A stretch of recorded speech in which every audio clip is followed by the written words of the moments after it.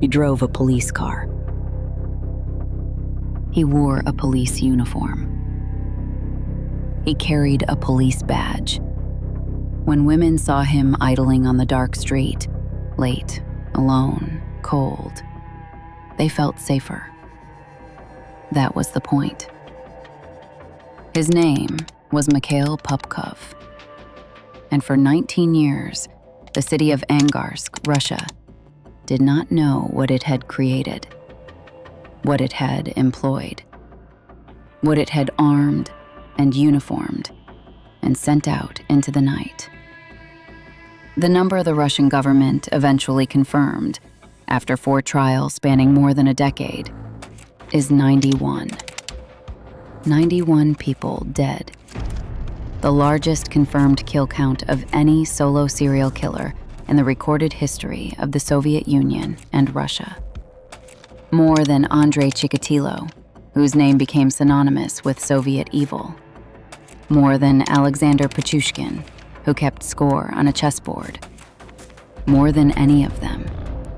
4th in the world. And for nearly 2 decades, he walked free. He went to work. He attended crime scenes. He reviewed case files. His case files. Misha, the smile. Here is what I want you to hold in your mind. Mikhail Popkov was not a shadow at the edge of society.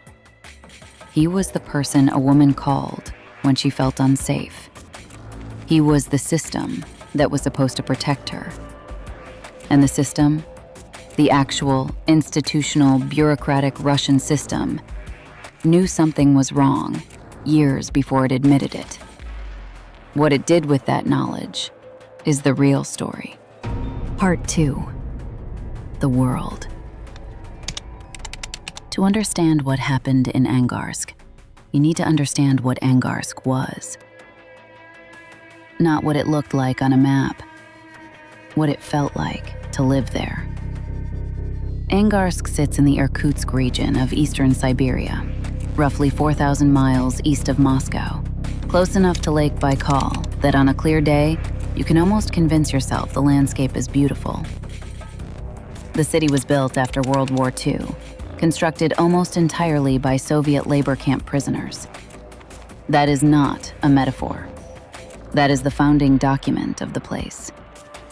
The gulags came first. The city grew around them. By the 1990s, the camps had technically closed, but the men they had produced did not leave. When prisoners finished their sentences, many simply stayed, because there was nowhere else to go, or because Angarsk had become the only world they knew. Then the Soviet Union collapsed. What followed was not a transition, it was a rupture. In the 1990s, Angarsk was flooded with armed, organized, openly operating criminal gangs. Residents describe automatic weapons fire between rival groups as a routine sound. Women's bodies found in the forests outside town, off the dirt roads branching from the Siberian highway. Nobody was particularly surprised. In a city where strangers shot each other in the street over territory, a dead woman in the tree line was not an anomaly. It was noise. This is not incidental context. This is the environment Popkov chose, consciously, to operate inside. He understood exactly what the city's chaos would absorb. He was born in Norilsk, another Soviet city built on the bones of the Gulag system. His parents moved to Angarsk, leaving him temporarily with his grandparents. He waited to be collected. When he finally was, a younger sister had arrived who occupied more attention than he did. He tried relentlessly to be good enough. He studied. He played sports, biathlon, cross-country skiing. He helped his father dig graves for extra money. After the army, where his girlfriend did not wait for him, he drifted. Firefighter, taxi driver, machinist. Then a chance encounter with a former classmate who worked in the transport police changed his direction.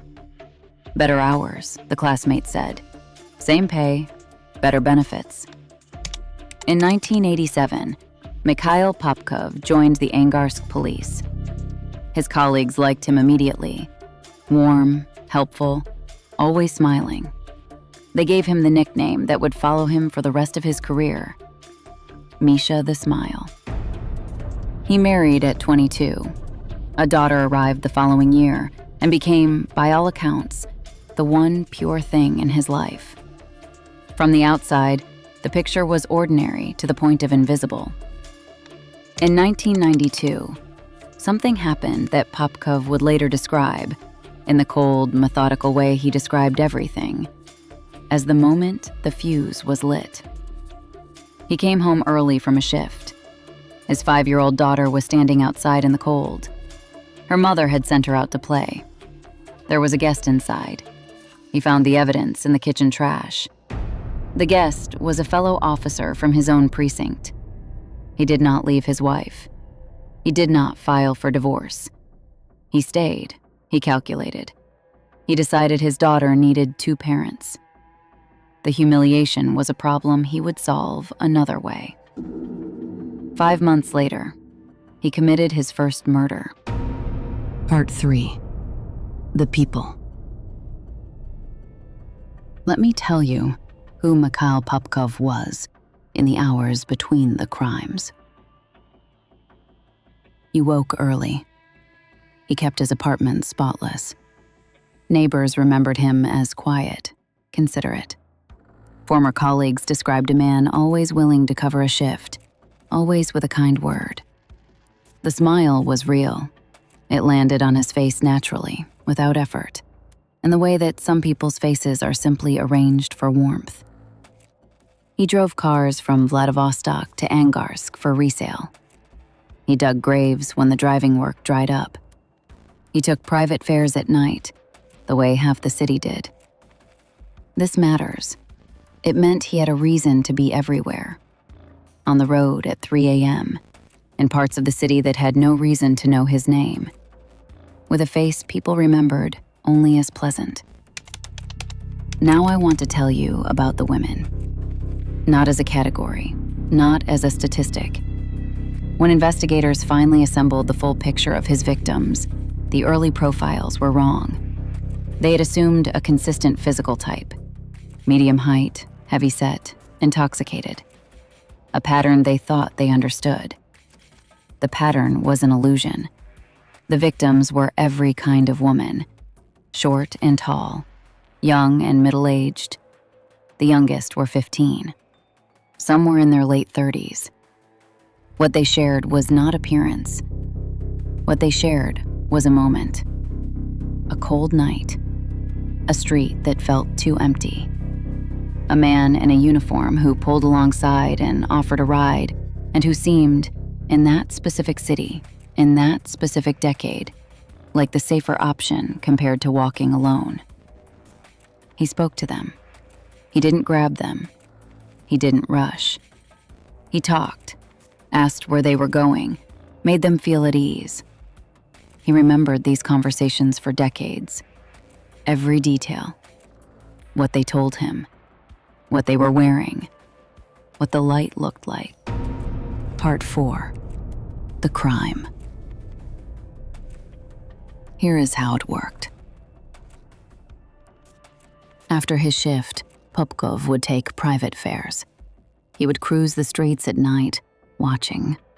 When he spotted a woman alone, near a bus stop, outside a restaurant, on a road that had grown too dark, he would pull alongside. Sometimes in uniform, sometimes in the police vehicle.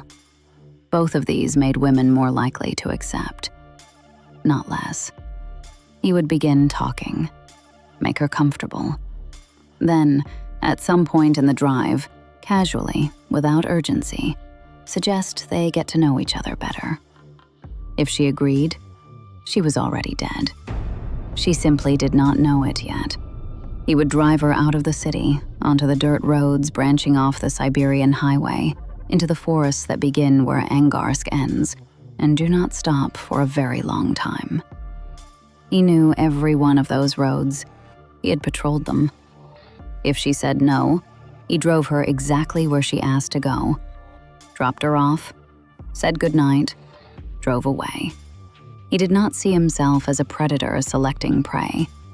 He saw himself as an examiner, a judge.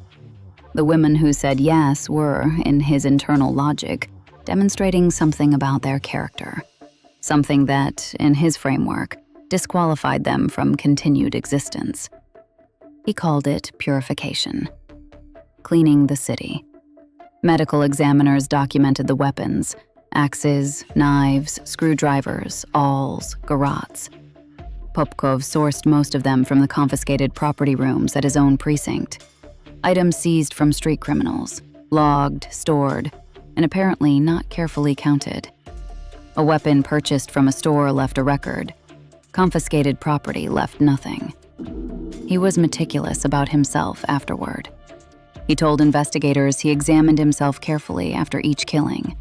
Bloodstains were rare. He had learned, over years of repetition, exactly how to apply force without producing the forensic signature he needed to avoid.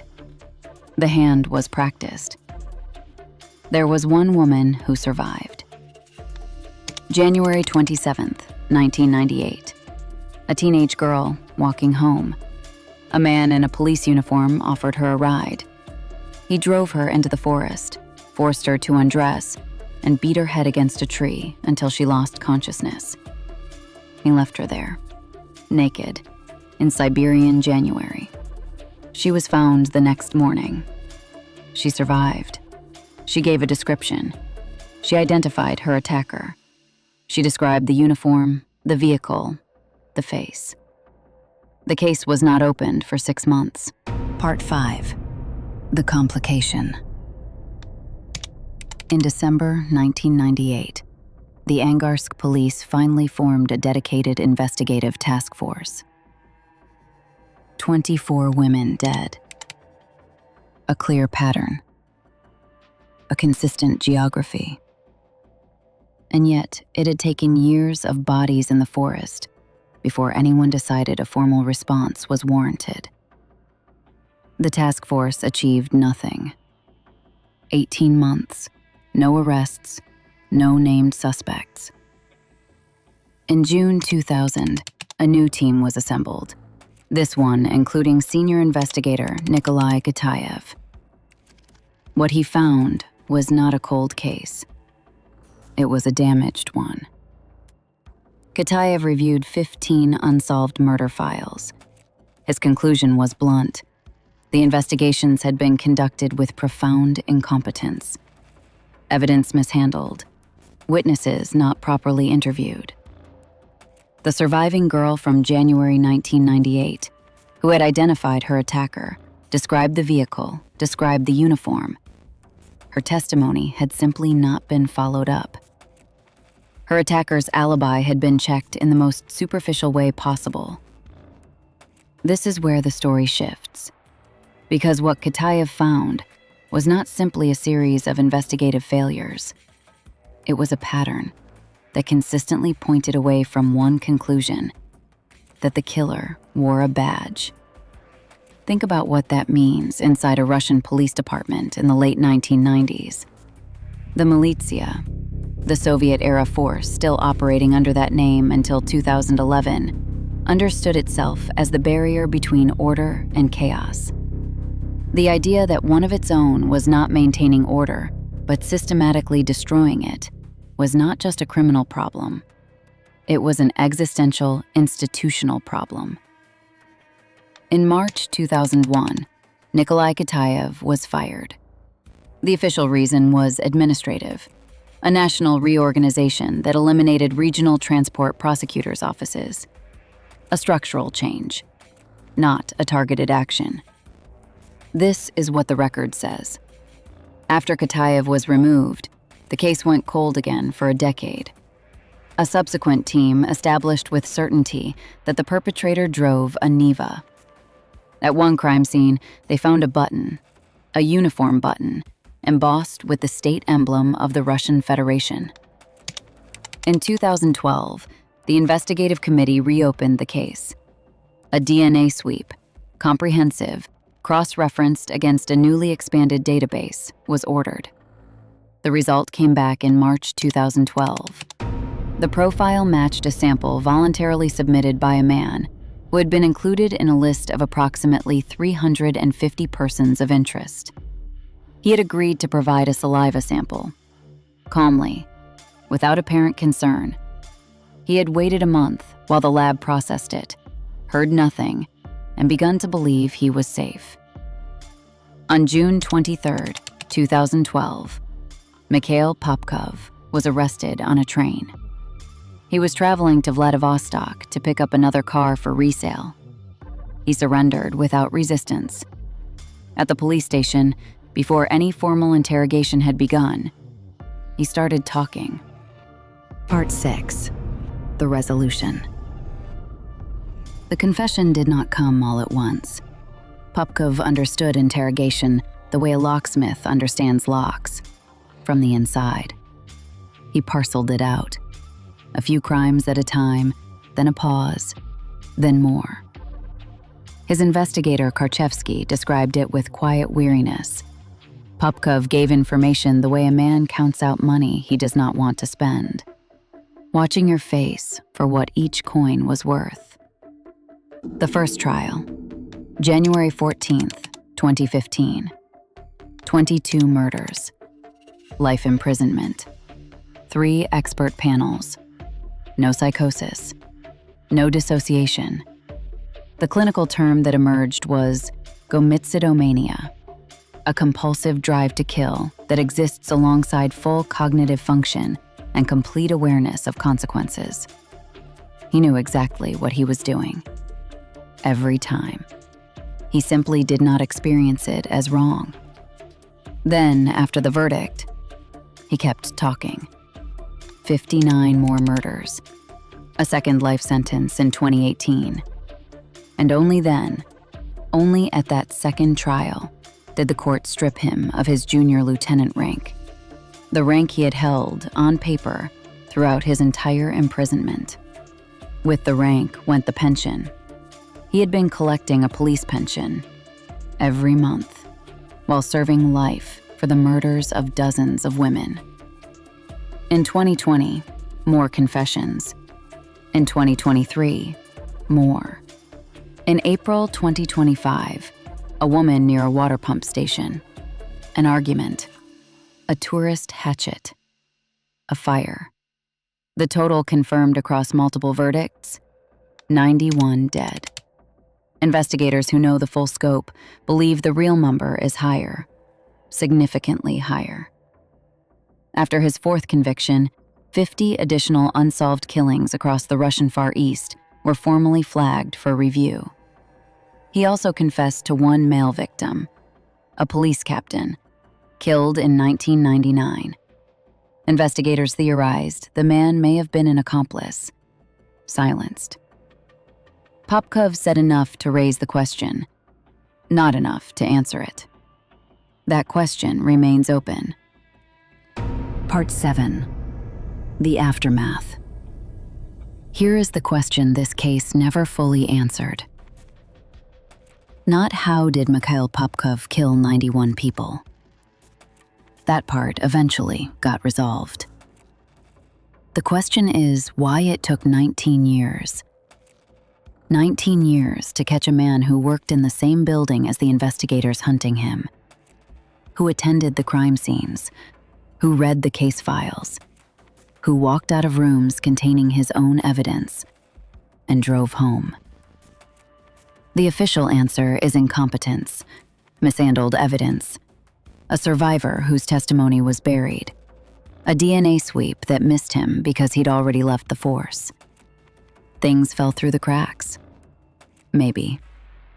Or maybe a system that produces a man like this has every reason to never find him. Popkov told investigators he monitored the case at every stage. He knew what they knew. He knew where they would stop looking. He built his crimes inside that space. He is currently held in Mordovia. He gives interviews. He smiles. In 2023, he told a reporter he wanted to go to the front in Ukraine, but preferred to wait until spring. He didn't want to go from a warm cell straight into a frozen trench. He is not eligible for transfer. His lead investigator, Karchevsky, was asked once whether Popkov showed any genuine remorse. Karchevsky considered the question. Then he said, "Everything about his behavior tells you one thing. He remembers everything. And he regrets nothing. Not the women, not the years, not the daughter who will not speak to him. Nothing. So tell me something. A uniformed officer, a surviving victim who identified him, a cursory alibi check, a case that went cold for 9 years. Do you think they didn't find him? Or do you think they didn't look? Leave your answer below.